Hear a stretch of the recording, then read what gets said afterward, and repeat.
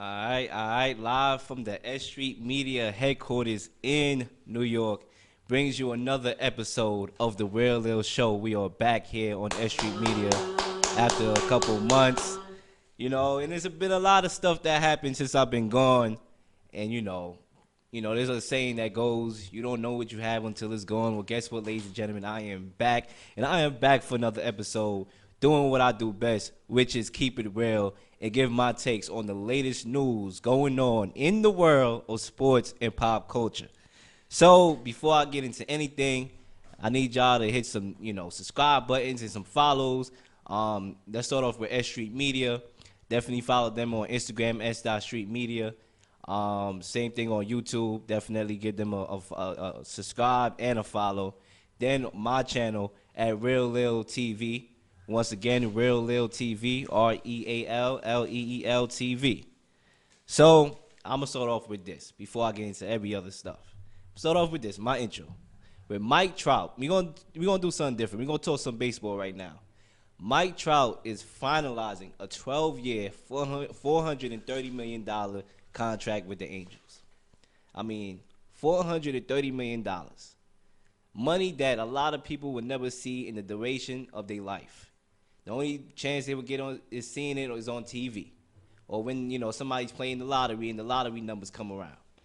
I mean, $430 million, people. Just think about it. 12 years, $430 million. This is the largest contract in professional sports history.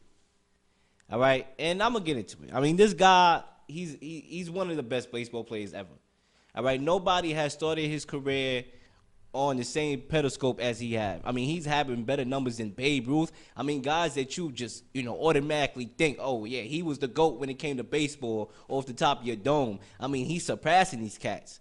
I mean, a batting average of 307, 240 home runs, 648 RBI in 8 seasons. I mean, my gosh. I mean, this is GOAT status, ladies and gentlemen.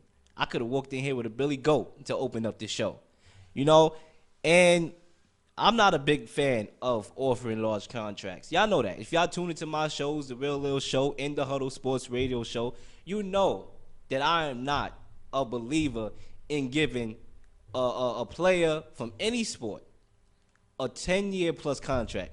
I mean, to me, that's just like taking pills that your doctor didn't prescribe you. I mean, 10 years, listen, ladies and gentlemen, with the rate the society is going right now and the way how people is losing their minds and on drugs, we might not even be here in the next 10 years. I mean, all sorts of things is going on in the next 10 years. All right, you hear the famous, zombie apocalypse for a lot of conspiracy theories. That might happen. We might not be here in the next 10 years. All right, we seen it with Manny Machado. He got his deal, surpassed 10 years, $300 million. We seen Bryce Harper get his 10-year plus deal. I think it was 12 years, actually. It was one of those. I think it was 12 years, $350 million. He got his deal. So, and I got on the show and this made it known that I wasn't a big fan of it.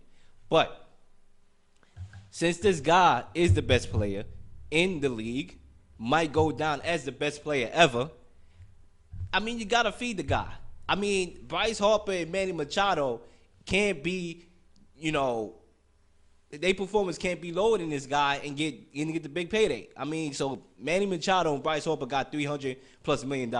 It was only fitting that the best player in the sport right now get above that, and that's what he got. So I was gonna start my show wilding about a 12-year, deal. Like, what are you doing?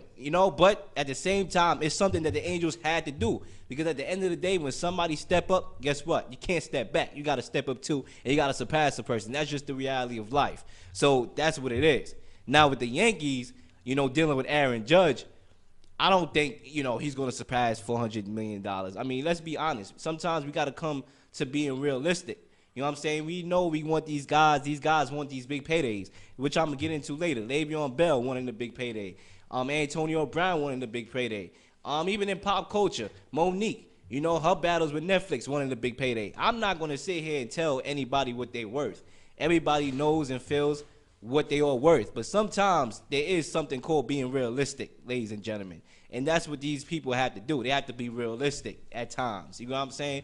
So if you're the Yankees and you're Aaron Judge, you got to be realistic, all right? Because we're in New York, so I'm going to touch on the Yankees. Why would I not touch on the Yankees? Are you kidding me? So be realistic. I'm looking at something within the $300 million range and below. Not 400, not above. You're not Mike Trout. You're far from it. So be realistic. That's the only thing I'm asking for the Yankees is to be realistic. But as far as the big year, the 10-plus years, I mean, think about it. I mean, all right, so Manny Machado, I'm going to exclude Mike Trout in this because Mike Trout, he's a different breed, all right? So I'm going to exclude him from this. But Manny Machado, Bryce Harper, per se, 10-year, 12-year, 13-year contracts to play for the Phillies and the Padres. All right, 5 years. They give you 5 years. The next 5 years, they in their prime, and everybody like, woo, they work the money. Show me the money. They work the money, da-da-da. All right, you still got another 5 years to go after that. So let's get to the next 3 years, you know. Still good. We around year 8 of the contract. All right, still pretty good. Then we get to year 9, and he's terrible. He's washed up, you know, or let's flip back to 8. We get to year 8, and he's messed up. He's terrible. He's regressing. I mean, you still got 2 or 3, 4 more years left to go in the contract. So it is what it is. At the end of the day, I'm not the one making the business moves. I'm not none of these fan bases at the end of the day. But it is what it is. It is what it is. So, like I said, it's a deal that had to be done for Mike Trout because at the end of the day, he is the best player in baseball. And when his career is set in stone, I mean, he can retire today. Today, right now, what time is it, 6:15? He could retire at 6:16 and be in the Hall of Fame. But guess what? Right now and in the future, everybody going to know his name. So, ladies and gentlemen, subscribe to the channel once again. This is a little appetizer right now. Just a little appetizer, you know, before we had the dinner, the meal, the full-course meal of the real Leel. And I'm going to play a song real quick, and we're going to have this place buzzing. All right, and we're going to get to some more topics, and I'm going to explain what those topics are going to be. We have a lot. Ladies and gentlemen, you tuning in to the Real Leel Show. Let's get it.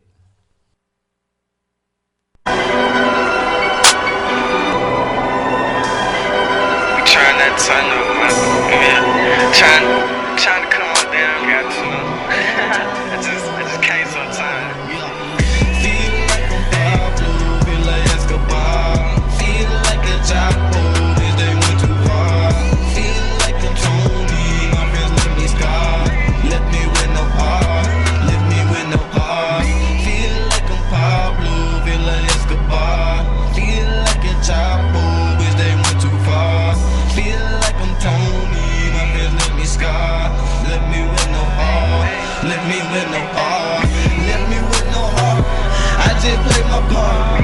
Told me not to come in your yard, your dog at the bar. Lose situation in the pool with sharks. I'm plugged in, I can turn my pain into art. Young static shot, I give you bitches spark. Put that bag over your face, now you're in the dark. Renovate the hotel in the pen now. I want the ransom, you come late, we chopping skin off. Don't pull up to the yoke, bring my cash, no window. Yeah, I've been the GOAT, bitch, I was born in December. Remember we were kings, we had expensive things. Over those ass hood dreams, damn.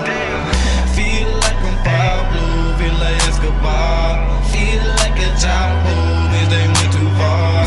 Feel like I'm Tony, my friends let me scar. Let me win no heart, let me win no heart. Feel like I'm Pablo, feel like Escobar. Feel like a Chapo, if they went too far. Feel like I'm Tony, my friends let me scar. Let me win no heart, let me win no heart. Feeling like I'm Tony when I step out the booth. Money stacked to the roof, hash all on my tooth. Yeah, got a cougar in the coop. Cross me like they hoop. Tryna cross me, then I shoot. Bitch, check my stats on the news. Feeling like I'm Pablo. Yeah, I got hands on sight. Bad bitches, my delight. They all want the pipe. They fucking with the hype. Never touching no white. Making boss moves, that's every day. Tryna hit a lick off in the bay. Tryna get them Cali strands. Yeah, tryna make a couple bands. Yeah, tryna make a couple stacks. Damn, tryna get a couple racks. Young nigga can't Too much money to attract. Niggas better recognize a young nigga on the rise. Feel like I'm Pablo, feel like Escobar. Feel like a Chapo, bitch, they went too far. Feel like I'm Tony, my friends left me scarred. Left me with no heart, left me with no heart. Feel like I'm Pablo, feel like Escobar. Feel like a Chapo, bitch, they went too far. Feel like I'm Tony, my friends left me scarred. Left me with no heart, left me with no heart. Alright, we are back on the Real Leel Show. And as always, S.STREET Media is always promoting everybody's talents. So if you want your record played, definitely hit me up on Instagram and I'll refer you to who I need to refer you to. So Real Leel TV is my Instagram. Real_Leel_TV. Get your music heard. Because you all know you're sitting right there. Got a talent. You're a rapper, you're a singer, you whatever you are. And you saying to myself, I need to get my talents heard. But guess what? This is the word. Hit me and we can make this thing curve. All right, how about that? Since we was talking baseball. But anyway, ladies and gentlemen, back to the Real Leel Show. These topics that are going to be talked about today includes March Madness. Ladies and gentlemen, I hope you filled out your brackets. Because it started today. All right, started at 12 o'clock, and we already know the kind of amusement park March Madness is going to bring us. For some people, it's going to be March Sadness because people are going to be crying. You have a lot of big babies out there on the court crying when their team go home because that's just what it is. It's not a game. It's not a 7-game series. It's a 1-game series. You lose and you go home. That's it. So I'm going to get you into some scores for today before I make my predictions and release to you my bracket and who I got playing in the Final Four and in the championship towards the end of the show. But for right now, let's move on. We also got my reactions to the OBJ trade from the Giants to the Browns. That shocked a lot of people. I'm getting to that. Le'Veon Bell signing with the Jets. Some boxing. So y'all boxing fans out here, because I do know the majority of people who follow me are boxing fans. So I can't forget about the boxing fans. Are you kidding me? We just had a boxing match on Saturday. Elwood Spence Jr. versus Mikey Garcia. I'm going to give my reactions to that and plenty more. So let's get right into it. Ladies and gentlemen, I have one question. All right, and I really need an answer to this question. All right, and I hopefully this question gets answered at the end of the show. Diva or double standard? All right, that's the questions right there. We all know that OBJ is a diva. We all know that Antonio Brown is a diva. We all know Le'Veon Bell is a diva also. I'm not going to sit here and defend these cats at all. I'm not, because they all divas. I am in the mindset of the team comes first before you. All right? That's just what it is. You're going to war with guys. That's how football is. You're going to war. You up the team first. I get that. But I'm not going to sit here and not bring up the issue that is plaguing society, which is the double standard. Time and time again, we see non-African-American quarterbacks act in a certain manner comparable to African-American quarterbacks. And they do all, not quarterbacks, but players in general, in a lot of sports. And they don't get the same criticism as African-American players. Why is that? Well, you got history books that will tell you why is that. But it also happens in sports, right? Big Ben, for example, before I get to Big Ben, Tom Brady, that's my guy right there. That's my favorite player in professional sports history, Tom Brady. His competitive spirit, he's a championship winning dude. His work ethic is beyond me, all that. But I gotta give criticism where criticism is due. He's on the football field. He's yelling at his offensive coordinator at times. I seen it a couple times where he yelled at his offensive coordinator when he threw a football at the bench, where he slammed his playbook or that tablet or whatever. I seen that. But when OBJ tosses a football at a net or hits a net, he's a diva. He has anger issues. But when other quarterbacks do it, other players do it, that are, let's say, Caucasian or, whatever, they don't get the same criticism at all. And we seem to not really look at that.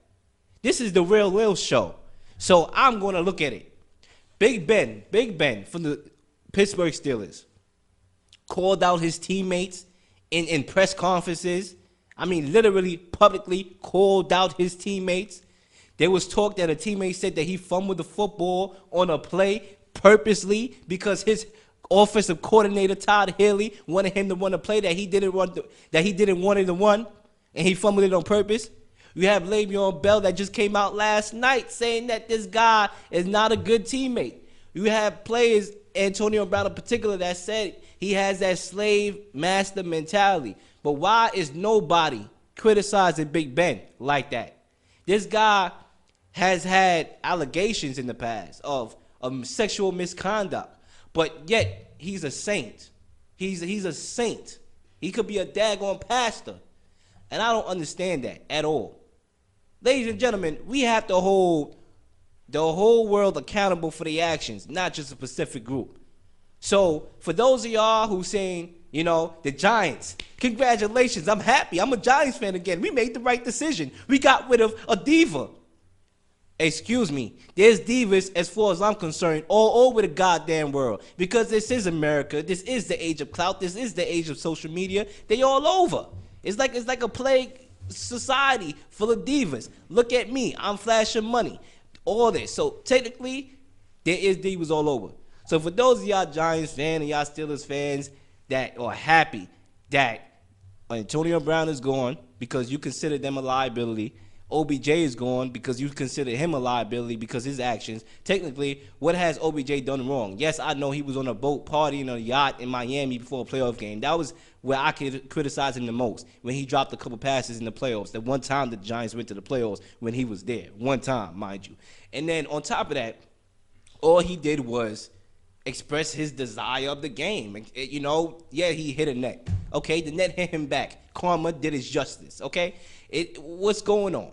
Yeah, this guy's not here committing felonies. He's out there having fun. Yes, it's a diva society. He's out there doing that. But this guy has been productive at the wide receiver position. And as far as I'm concerned, he is not the problem.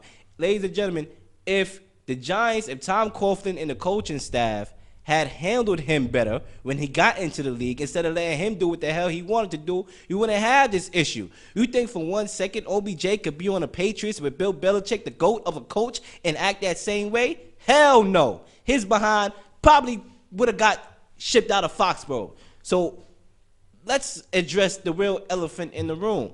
All right? The coaching staff of the Giants have a lot to blame with it. All right? A father disciplined his child. All right? A coach disciplined his players, right? But it wasn't none of that. They allowed this brother to do what he was doing. And it got to a point where they was fed up. I understand that. But it's your fault because you have a talent. Talent like that don't always come, ladies and gentlemen. Sometimes you have a lot of talented people in the world, all right? But you have transcendent talented people that come out in the world. You know, your LeBron James, your Zion Williamson, your Michael Jordans. You don't get these guys like that, all right? And it don't fall in your lap like that. And you got this guy out of LSU, a guy that made athletic plays that you will never see again. And you couldn't handle this the right way. So let's cut the nonsense, let's cut the shenanigans, and address the real elephant in the room, the Giants coaching staff. And that they're not the only one out of here. Eli Manning, he's washed up. He's literally washed up. He's done. So for those of y'all still holding on to Eli because he won you 2 Super Bowls. The last Super Bowl was in 2010. Right now we in 2019. Almost a decade ago that happened. Let the brother go. He's garbage. He cannot move. All right. No, he don't even have an offensive line, which is to his credit because you do have to block for your quarterback. But let's address the real problems on the Giants. It was not OBJ. You decided to get rid of your best player, right? Arguably, because some people would probably say Saquon Barkley, you know, up for debate. But you gave away one of your best players. You send them away for nothing, and then the general manager of the Giants had the nerve to say, we couldn't resist the offer. A mid-first round pick, a third-round pick, and Jabril Peppers, you couldn't refuse that? I mean, come on, man. Ladies and gentlemen, let's cut it out. Let's cut it out. I don't understand it. The Giants is stupid. They've been making stupid moves. They claim they have a plan. But I hope that plan includes drafting Dwayne Haskins. Because it's about time they move on from Eli. All right, if you want Eli the Manning to have one more year because you financially obligated to, he has one more year left in the deal, you draft Dwayne Haskins and let him sit behind Eli Manning for half the season, and then you pull the plug. That's all there is to it. All right? I hope so. Because Dwayne Haskins had his pro day yesterday, and the guy looked good. The guy was tossing the football all over the football field. All right? He's accurate. He knows how to make the throws. He knows how to, roll out the pocket and throw the ball deep down the field. You better draft Dwayne Haskins. All right? Otherwise, I'm not going to associate myself ever with the Giants.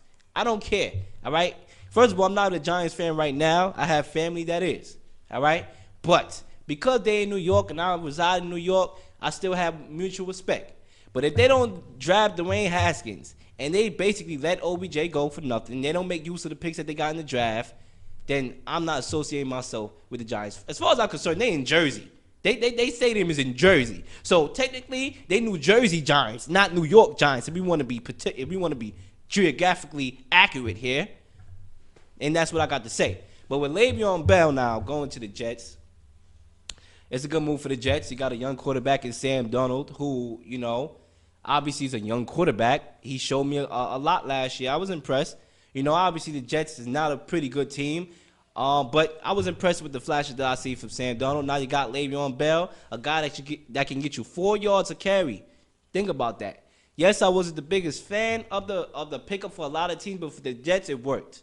For the Jets it worked. And my consideration here is that basically Le'Veon Bell basically wasted a year sitting out because he wanted to be the highest paid running back in the world.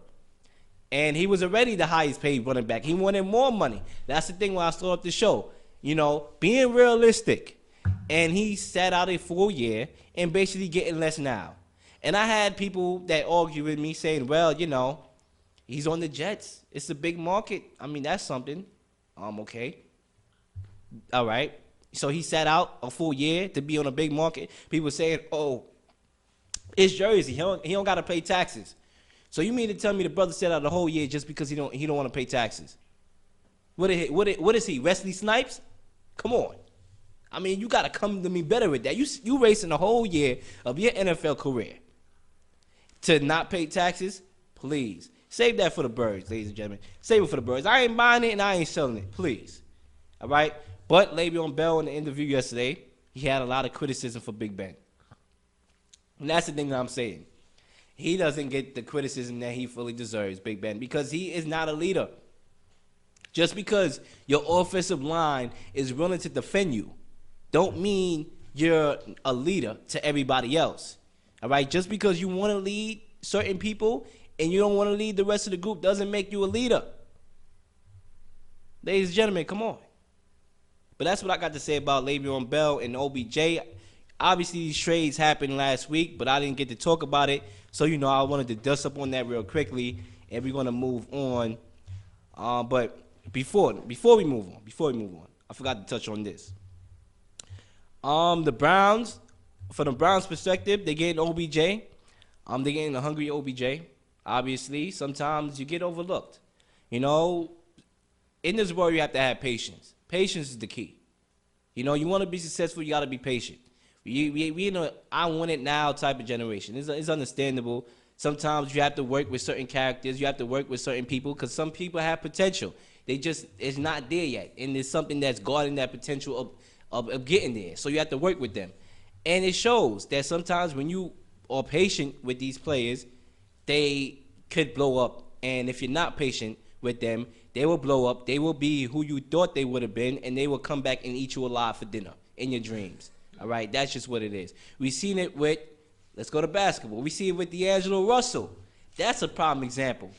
All right? We all know about the situation on the Lakers when he took out his phone, flashing it in the locker room with Swaggy P, who was announcing that he was cheating on his girlfriend or whatever, and he posted it and it went viral, and it caused the friction between the teammates and the trust value, so they shipped him away for Lonzo Ball, who look at his stats.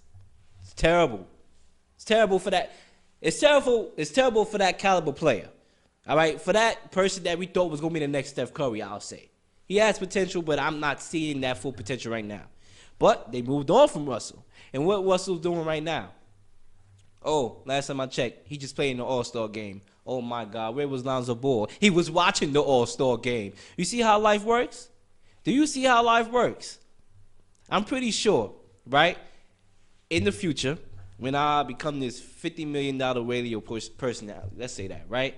And, you know, I'm out here doing my thing, being a model citizen that I am always, and people are going to be like, oh, wow, we passed up on his brother. And I'm going to be like, you're damn right, you did. And guess what? I'm going to eat you alive for dinner. That's just what it is. So with OBJ, this is your opportunity. You just got shipped out of New York. You in Cleveland right now. It's not the fanciest place, Cleveland, Ohio. You know, LeBron James played there for a little bit. Now he's in L.A., you know. It's not the flashiest place. A pretty good team, though. You know, Baker Mayfield, a nice rookie quarterback last year. He's going to be a sophomore this year. A lot of weapons. Jarvis Landry, David Njoku, Anthony Callaway, Kareem Hunt when he comes back off his 8-game suspension, Nick Chubb. You know, you got some players. You know, you on a good team, so you're not going to be double team. You're not going to be triple team, which means all the attention is going to be off you on the football field, which allows you, my brother, to be able to be OBJ and get your yards. Don't complain about the ball. You don't have to complain about Eli Manning, who's washed up, throwing you the deep ball, not giving you the touches. You have Baker Mayfield, who I say is a good quarterback, who spreads the ball out perfectly.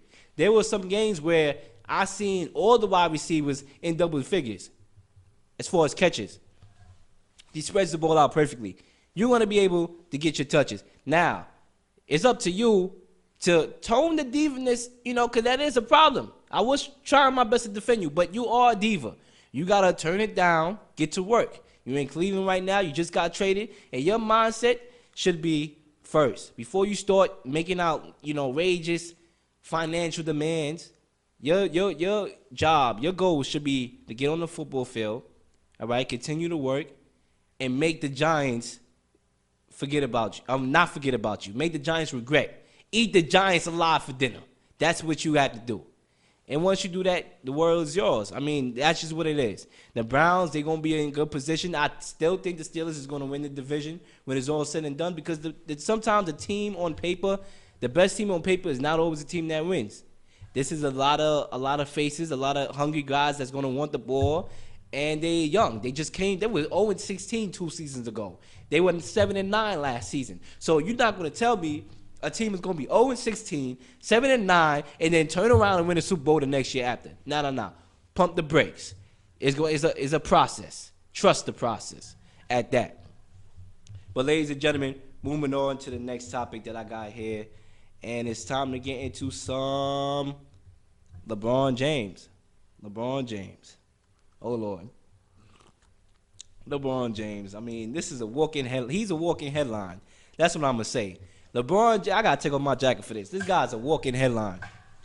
Listen, LeBron James is the type of dude where he brings a lot. He brings a lot of positives with him, you know, being one of the best players to ever play the game, obviously up there. There's people that actually, you know, I laugh. They say he's better than Jordan, you know, but he's up there, though. I'll give you that. But he's not the GOAT. I mean, we pretty much, hopefully we got the memo, right? I hope so, you know. But he is a transcendent player. I actually anointed him the best offensive player to ever play the game, because when you look at the things that he do, the assists, you know, he's ranked higher in assists than Jordan is, and overall the offensive game, he plays involved. Best offensive player, not the best overall player in the league, though. You know, so with LeBron James, is a lot of good, building a school in Cleveland, which is respectful, because there are a lot of black impoverished people out there that need school, they need education, and he did that. And that's spectacular. Everything that he brings to the game, being the face of the NBA, spectacular. But with LeBron James and a player of that caliber, there comes some negatives that come along with that. And Clyde Frazier made note of that in a game against the Knicks the other day. Let me get some water before I start choking up. But, all right, so during the game against the Knicks, you know, Clyde Frazier, you know, he made, you know, some comments saying that, you know, LeBron James, he needs to sit with his teammates. because LeBron James was on the bench and he was sitting 3 chairs away from his young teammates by himself. And Clyde Frazier basically said, if you're the face of the NBA, you got to set a better example. Basically, I'm summing it up, putting a summary of what he said. You want to be with your teammates. And a lot of people is, he's criticizing him. What's criticism about that? That's actual facts. I mean, you making it seem like the brother was out to crucify LeBron James. Everything Clyde Frazier said was a fact. And that's something that I touched on in the last couple of episodes about these NBA stars not being leaders on their teams. When you're the best player in the world and you're one of the oldest players on the team, you're supposed to lead by example. You can't be telling guys to play defense and you're not playing defense. We're going to be like, well, what you doing, big fella? And that's what's going on in the NBA. Guys are not being leaders. And in order for your people to follow you, your teammates to follow you, you have to lead by example. LeBron James has done a terrible, terrible job of doing that this year. Publicly calling out his teammates, sitting yards away from his teammates. I mean, what example is that supposed to set? All these players' names and trade rumors, and you expect them to come back and play for you? The only way they will play for you is they love the game. I mean, but it's hard to express that when you know for the majority of the season you was going to get traded to New Orleans, where the crime rate is high, all right? And you could get shot on the way to the daggone game. Come on, man. Like, you got to do better than that. You got to sit with your teammates. It shows that he doesn't have respect for his coach also. That's what it is. LeBron James is known as a coach killer. As far as I'm concerned, I'm the first one who brought that up. And now I'm seeing this on all these radio shows on television. They must have been watching the Real Leel Show because I've been said that. But people finally starting to wake up to that. I've been said that. He is a coach killer. He is a bad teammate. That's just what it is. And he has to do a better job of leading by example because you are the best player in the world. Your team is not going to make the playoffs. We know that. But you have to lead by example and sit with your teammates. I honestly thought what Kyle Frazier said about KD was way worse than what he said about LeBron. About, his championships don't mean nothing. I thought that was a little harsher. This wasn't harsh. This was actual facts. But, you have people like Damon Jones on Get Up, if you watch that show. And he's over here, defending LeBron James. Obviously, I know why, because, he once coached LeBron James. He was LeBron James' coach, like I said. And he's going to defend the guy, obviously. You're going to defend somebody that you know, right? He said, oh, me and LeBron James went out to dinner. Okay. That doesn't mean what Clyde Frazier is saying is wrong. If I go out to eat with a serial killer, let's say, does that make him innocent? No. He's still a daggone serial killer. So as far as I'm concerned, LeBron James has to be a leader, regardless if you coach him or not. Just because, you don't consider him as a coach killer, David Blatt will say something else because they was a number 1 seed, and he got fired as a number 1 seed. Are you kidding me? You cannot be higher than a number 1 seed. He still got fired, and he went to the championship the year before. What about these other guys that was having nightmares like Tyronn Lue? He tried to play it cool. He tried to be respectful with LeBron James, obviously. But he was out here having nightmares. He was throwing up. I was like, listen, I hope the brother make it. Honestly. What is Luke Walton going to do right now? Look at the brother at the media, at the press conference. This brother looks like he's ready to flee the country and go to Cuba. Look at all the things that's going on. Even when he was on Miami, he wanted to change the offense around. And Pat Riley wasn't having that. So guess what happened? LeBron James left and went to Cleveland. So listen, LeBron James is one of the best players in the world, obviously, and there's a lot of positives that go with LeBron James, but there's also negatives. He's not the coach's best friend because he wants to be his own coach. And that's just what it is. But he has to do a better job of leading that Lakers team because that Lakers team is young and they look up to LeBron James. Half these guys was in middle school when LeBron James was in the NBA. You have to set an example. And that's what it's not only LeBron James, Kyrie Irving on the Celtics. He has to set a better example because, you know, the expectations is high for the Celtics. They were picked to go to the finals, and right now they playing like they the pick to go home in the first round. So he has to set a better example too. Who else? Rajon Rondo sitting on the bench with fans. If I was a coach, you're going to be sitting with them the next game when you're behind and suspended because you're supposed to sit with your teammates.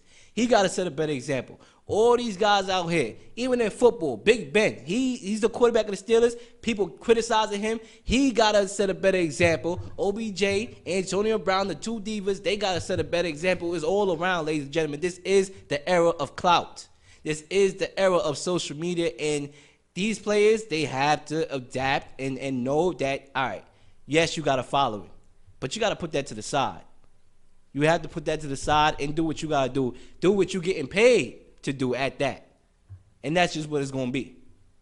And you know, on the Real Leel Show, I don't sugarcoat anything. It is what it is. I'm bringing everything to the table.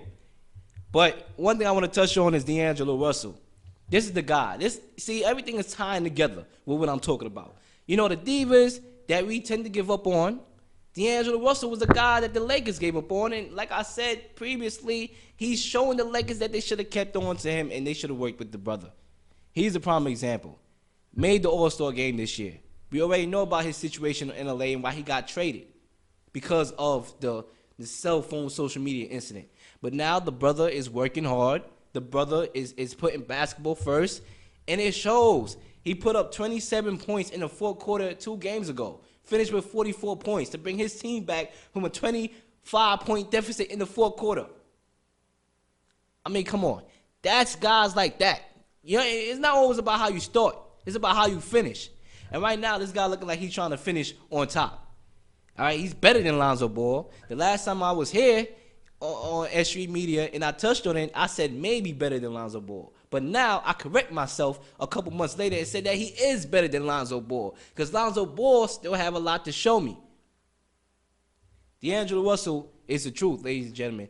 And, you know, when it comes to the playoffs, I'm not going to sit here and lie to the American people because I'm a native New Yorker. I am a native Brooklyn guy. And the Brooklyn Nets is going to make the playoffs. Congratulations. I'm not going to sit here and say that they're all going to make the finals. But what I'm going to say is that watch out. They play together. They don't have the superstars, per se, of the Celtics with Kyrie. They don't have the superstars with Kawhi and the Raptors. They don't have the superstars with Embiid, indeed, who just achieved what he achieved yesterday. They don't have those stars. But they play together.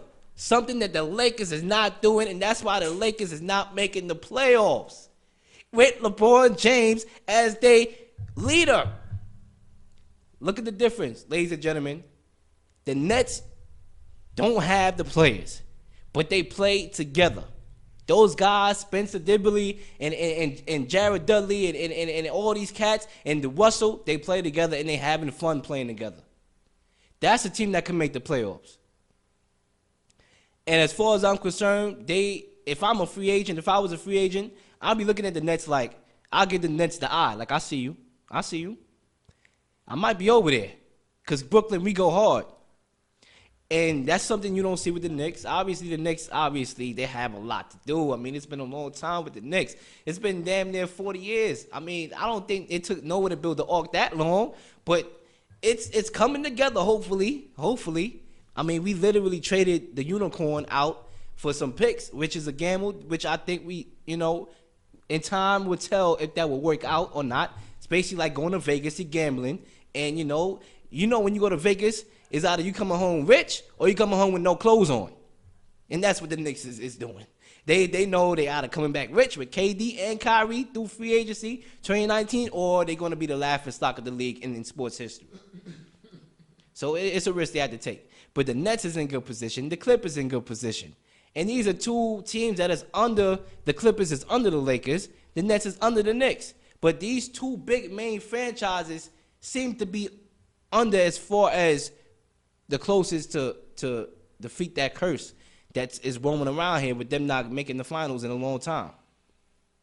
But like I said, in order to have a good team, you have to have leadership. And that's what a lot of these teams is missing. And that's why there's a lot of teams struggling out here. But let's go to college basketball real quickly. St. John's lost last night. The Arizona State 76-65. I expected it. I mean, St. John's is, right down the block, but at the same time, you could be right down the block. You could be 45,000 away. You still got to play basketball, and I just knew they wasn't ready. I mean, Shamari Pons is the truth. I mean, that's a player right there that, is a NBA prospect hopeful. And, the fact of the matter is the St. John's, they put themselves in position to make the tournament, and they just fell short. But for a team, for a campus, for a school like that, which in the middle of Queens, obviously not your flashiest campuses. Obviously, it's not Chapel Hill in North Carolina. It's not, Syracuse. It's St. John's. So, whatever talented players that they have that are willing to go there, salute to y'all. And Shamari Pons, I believe he's a senior. He's going to be making his way out, and hopefully we'll see this brother in the NBA. And hopefully he will have a leader leading him to where he needs to be, and a good coaching staff, because obviously it's lacking in the NBA, just like I previously stated. But hey, it is what it is. And moving on, let's see what's next. All right, so I want to dive into some boxing before I get into March Madness. I want to dive into some boxing. If you all know, I am a boxing head. I have a lot of boxing people that follow me, and the majority of the people that follow me are boxing fans, so this is for you. Like how LeBron said, Cleveland, this is for you. Boxing fans, this is for you. Real Leel Boxing. So last Saturday, Errol Spence Jr., he retained his welterweight belt against Mikey Garcia. And I'm smiling because, at the end of the day, I told people, I said, listen, Errol Spence is the best welterweight right now in the world. You could throw me Terrence Crawford. And, you have an argument. But from what I saw in that fight against Mikey Garcia, and I know this brother's a lightweight moving up, but still, Errol Spence showed me a lot. He showed me IQ, the boxing IQ. He showed me the defense, right? He showed me that he didn't have to knock the brother out. He didn't have to knock him out. He knocked him out mentally. He didn't have to physically knock this brother out. He literally embarrassed the brother. I did not give Mikey Garcia one round. There was one round that I said I was probably going to give it to him, which was the second, but that was out of the kindness of my heart. I was going to give him that round. It wasn't because he actually deserved it. It was a close round, but I was like, you know what, Mikey Garcia, salute to the Mexicans. You know what I'm saying? But, and I'm happy that he took the fight, because a lot of guys are scared to take the fight. I don't know why the hell they trying to be pretty for. In boxing, you're not going to be pretty. All right? You're gonna leave the ring with a black eye. I don't know why they trying to be pretty boy Floyd. But he took the challenge. Mikey Garcia said, listen, there's something I see in Errol Spence, and I want the fight. He called him out. He moved up in rate. Obviously, I didn't think he see what he saw on tape, because obviously he couldn't make that happen in the fight. I'm pretty sure he saw a punch coming his way, a right jab to the jaw, but I still credit the brother. You know what I'm saying? I still give him credit for getting in the ring, obviously. But he did take a bad beating. Now, if I was in his corner, I probably would have stopped the fight in round 10. He took a very bad beating, and I think, a fight with Lomachenko is more realistic for Mikey Garcia. A fight with Lomachenko, I think that would be an excellent fight right there. Lomachenko was considered one of the best pound-for-pound fighters in the world. To me, that would be a good fight. But at least he tried. At least he tried. I give him that. Now, Errol Spence, on the other hand, like I said, he's my #1 heavyweight in the world. Cool as a cucumber. He's not over here raggedy. He's not over here, like the loud mouths in boxing history that we all know of. The guys that talk a lot of smack. Obviously Muhammad Ali, but Muhammad Ali backed it up. I'll give him that. He backed it up. He could talk all the smack he wanted to talk because he backed it up. Beating George Foreman and Frazier, he backed it up. Sure, he could still be talking to this day. Obviously from the grave, or from heaven, wherever he is. He could still be talking to this day because he did what he did. He's the best heavyweight ever. He's the best boxer in the world as far as I'm concerned. But, Errol Spence is different. He's chill. Obviously, he's not that loud. He's not as aggressive. But he can still lay a beating on your behind. And we'll see who he'll fight next. He wants to fight Pacquiao. And if I'm Pacquiao, Pacquiao do got experience. I'll give him that. He got experience. And Pacquiao's not scared to fight anybody. One thing I know about Pacquiao is that he will bring the aggressive spirit that a lot of guys afraid to bring. I mean, think about Broner, Adrian Broner when he fought Pacquiao. Literally, Broner only threw 12 punches in that fight and said, listen, I know I won that fight. What the hell was you watching? How you going to throw 12 punches and expect to win the fight? Please. All right, the hood wasn't backing you up on that one. I wasn't. I don't know what hood you talking about, because I wasn't. I mean, you lost. But Pacquiao's a guy that he lets his hands go. So, yeah, I believe that he will make the fight interesting, but I don't want that fight for Pacquiao. Pacquiao is halfway out the door.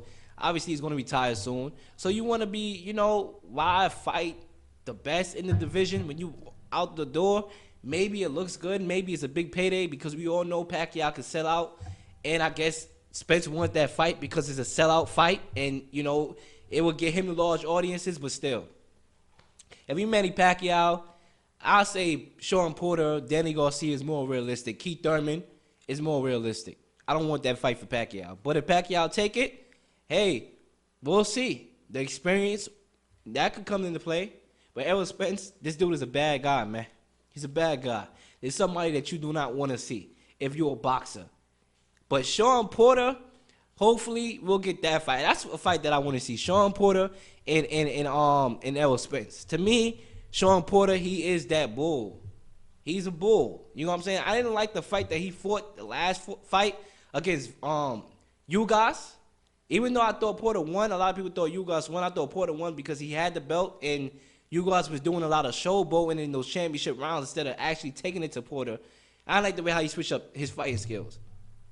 Porter is better when Porter is aggressive, and Porter is better when he brings that bull fighting. Yes, it's ugly at times, but it works for him. You know that just coming at you like a bull, just, like a dog, just coming at you. That's when Sean Porter is showtime.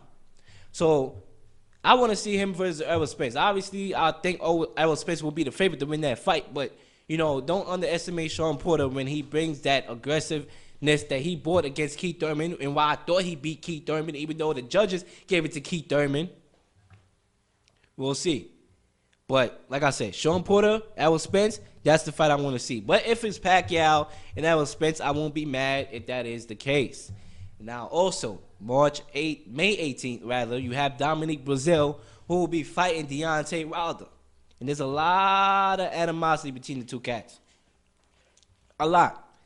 From a hotel incident in which Deontay Wilder's people got into it with Dominique Brazil, and I guess Martellus Wilder knocked Dominique Brazil in the head when he was with his girlfriend and his kids or his wife or whatever. A lot of things going on, and obviously he was the mandatory, and Wilder will be fighting him. I'm letting people know right now. I know Wilder is known as a knockout king, which he is. He's a knockout artist. But watch out for Dominique Brazil. That's all I'm going to say. Watch out for Dominique Brazil. I've seen this guy fight. This guy is powerful. Yes, he lost to Anthony Joshua, and that was his first loss. But, like I said, people get better. People get better over time. Sometimes it take a blow to give a blow. And that's just what it is. So watch out for Dominique Brazil when he fights Wilder. That's all I'm going to say for right now. Because as the fight get closer is when I'm going to get my analysis and my predictions for that fight. But that's going to be a good fight. And boxing is in a good place. Boxing, the world heavyweight division, and the welterweight division, they're in a good spot. But now, let's get into some, let's see, where do I want to shift here? All right, let's get into some college basketball. Because you know me, I do all sports. I ain't no one sport, I do all sports. I'm international. That's what they call me, international real Leel. Let's go to March Madness right now. Ladies and gentlemen, I know y'all got y'all brackets ready. So far, a couple games started today. You have Minnesota, who beat Louisville today. Wow, that's an upset right there. Number 10 ranked Minnesota. They defeated Louisville 86-76. That's our first upset. New Mexico State lost by 1 to Auburn. Ranked number 5, Auburn. 1 point. Bradley, they lost to Michigan State 65-76. Kansas, they had an easy walk in the park. They beat Northeastern 87-53. Murray State, I picked them to win this game too. Murray State, ranked number 12, defeated number 5 Marquette gave them a old-fashioned beatdown, 83-64. I predicted Murray State to win this game, so my bracket looking pretty good right now to start. Maryland 79 defeating Belmont 79-77. Florida State 76-69 over Vermont. LSU Tigers 79 over Yale. Who needs to stick to the academics, because we all know that's Ivy League. All right, stick to the academics. You get what I'm saying? But they lost today 79-74, and that's what it is so far. So we got some more games coming on tonight. Obviously, Zion Williamson and the Duke Blue Devils play tomorrow against North Dakota State. And listen, man, Zion Williamson, that dude is a different specimen. Man. I talked about him a lot on my shows. I don't gotta get into this brother too much. All I just know is he's gonna be a transcendent player when he gets drafted number 1. All right, because I think any franchise would be foolish not to draft him number 1. And when he get in the league, whether it's to the Knicks or whoever, the Suns, whoever got that high draft lottery pick, he's gonna help that team. You know, he's gonna help that team. He and the Duke Blue Devils play tomorrow, and look, I predict the Duke Blue Devils to go far. How far? We about to find out. Let me get my bracket ready. All right, so in the Elite 8, I'm fast forwarding. This is my predictions, right? I hope none of these teams lost today, because then it's going to make me look like a fool. But in the Elite 8, I have, coming out the East, I had number 1 Duke versus number 3 LSU. That's the matchup I got. LSU versus Duke. In the South, I got Virginia, ranked number 1, against Villanova, ranked number 6. In the West, I got Gonzaga, number 1, versus Michigan Wolverines at number 2. The Midwestern Conference, I got North Carolina versus Kentucky, number 1 versus number 2. That's going to be a matchup right there. North Carolina and Kentucky, when these two teams meet, that's good right there. And I have Duke winning that. I have Duke beating LSU. In the Elite 8, I have Virginia beating Villanova. I have Michigan beating Gonzaga with the upset. I have Kentucky beating North Carolina. Now we get to the Final Four. And I have Duke versus Michigan and Virginia versus Kentucky in the Final Four. 1 versus number 2 in both subdivisions. And I have Duke winning against Michigan. I think Michigan is going to surprise a lot of people. They're going to surprise a lot of people, Michigan. Obviously, they won. They went to the championship a couple years ago. I believe they lost to Louisville, 2013, I believe it was, when Louisville got that belt, that championship vacated because of all the sexual misconducts. So they got the experience. I got Duke, however, winning that game, and I have Kentucky beating Virginia, and I have Duke versus Kentucky in the national championship. All right, the battle of the blue. Ladies and gentlemen, Zion Williamson leading the Duke Blue Devils against the Kentucky Wildcats. And who I got winning the championship? I'm going to go with Kentucky. I'm going to go with number 2, Kentucky. I believe Kentucky, this is their year of winning the championship. And I hope I'm right because, you know, there's a lot of money placed on these brackets. So hopefully they give me a big payday. You know what I'm saying? But I got Kentucky winning, and that's just what it is. But overall, ladies and gentlemen, before I close out, excellent show today. I'm glad to be back, obviously. I need y'all to subscribe to my channel on YouTube, Leel TV, REALLEEL TV. I have 2 sports shows. I have the Real Leel Show, obviously, and I have In the Huddle Sports Radio with myself and Kenny C. We'll be diving into a lot of sports topics, all that, different sports, from golf to table tennis to hockey, whatever you want to name it. Hopscotch, you name it, skateboarding, We got it on that show. Also on the Real Leel Show, not only do we cover sports, we cover pop culture topics. And before I close, there's one thing I'm going to bring up. And I touched on it on my last episode to close out the show. And that was the Michael Jackson situation. Oh, my gosh. You know, I'm going to come straight with it this time. I'm going to come straight with it. You know what I'm saying? I have to be honest. I got to be honest. I was playing politics back then in that last episode. I mean, I kind of, you know, made my opinions known, but I was playing the politics of the game. Because we on the FCC airwaves, back then, in the last episode when I'm over there. We on the FCC airwaves. I don't want nobody flagging me down. I don't want nobody saying I can't say certain things and da-da-da. Next thing I get a big fine. You know what I'm saying? I have to protect the money in my pocket. You know what I'm saying? But since we on S.STREET Media, I can say whatever the fuck I want to say, ladies and gentlemen. And I'm going to just say this. Michael Jackson is being targeted. First of all, let's look at the tail of the tape here. And I'm not saying that because he's the king of pop. If the brother was popping young boys, it's a different story.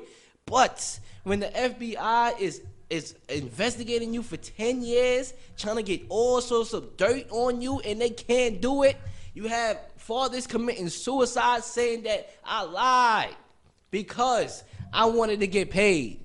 When two people in the past, Macaulay Culkin, whatever his brother's name is, that came out and say he didn't touch me. Listen, all right, so when it was Trayvon Martin, it was guilty till proven innocent, right? Right? So I'm applying that standard. Until proven, all right, he's innocent. Until it's proven. Why? Like I said, it goes back to what I was talking about in sports. This is why I'm bringing it up, because I'm the GOAT. It's about, everybody held to the same standard. That's why I started the show off talking about OBJ and Big Ben. Ladies and gentlemen, no other radio personality going to do this, formulate the way I formulated. The double standard in the world with sports, politics, pop culture, it's there. As far as I'm concerned, this brother's innocent.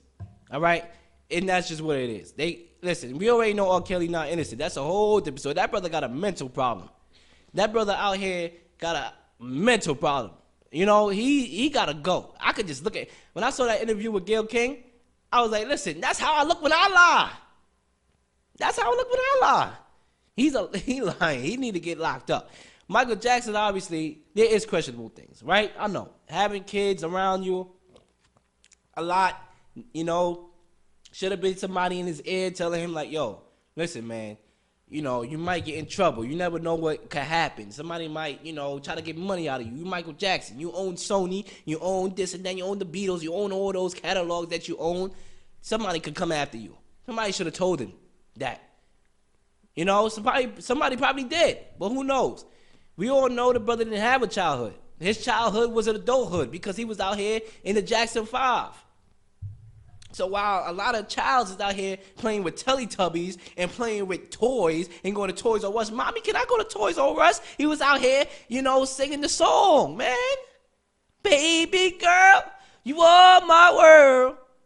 I mean, he was out here on tour, on a tour bus, not playing with a tour bus. He was on a tour bus. He wasn't playing with it. So he didn't have a childhood. Maybe the brother wanted to be a child again, and that's why he had Neverland. Listen, I don't know what went on in Neverland. I was in the American land. I was in New York land. I was in Brooklyn land. Still to this daggone day. But as far as I'm concerned, let's look at history, man. We all know Harvey Weinstein out here free. We all know these cats out here, doing what they doing. They free. They not black. They out here roaming around. But when it comes to the black fellas, anytime we sneeze, oh yeah, we got him. We got him. That's all they got to do is mess up. One slip. Oh, yeah, we got him. That's just how it is. And when a brother is not there to defend himself, and you have an opportunity to bring up old allegations, to make money off of it, to make a documentary, making the documentary sided to the fact that he's this monster, I'm pretty sure there were people that y'all could have interviewed, that y'all probably tried to interview, that wanted to speak on him in a greater light, that y'all was like, nah, that's not fitting the narrative. We trying to get this agenda pushed out. I mean, come on. That like this happens so many times, over and over again in life, that there is a double standard. So how do we fix it? Ladies and gentlemen, how? I don't have the answers. I really don't, but we got to fix it. As far as I'm concerned, the brother Michael Jackson is innocent. Who are they going to get up next? That's the question. Who's next? Is it going to be Moses? Is it going to be Jesus? They're going to try to get dirt on, right? And then we're going to have a documentary for Jesus. And you know what that documentary going to be called? Escaping the Passion of the Christ. That's what they're going to name it. Because they're coming after everybody, and that's just what it is. Ladies and gentlemen, if Michael Jackson did what he did, honestly, I feel sorry for the victims. But as far as I'm concerned, the brother is innocent. And guess what? I'm going to still be playing Michael Jackson songs, and y'all can still beat it. And that's the Real Lil Show for the day, this episode. Tune in until next time, ladies and gentlemen. We out.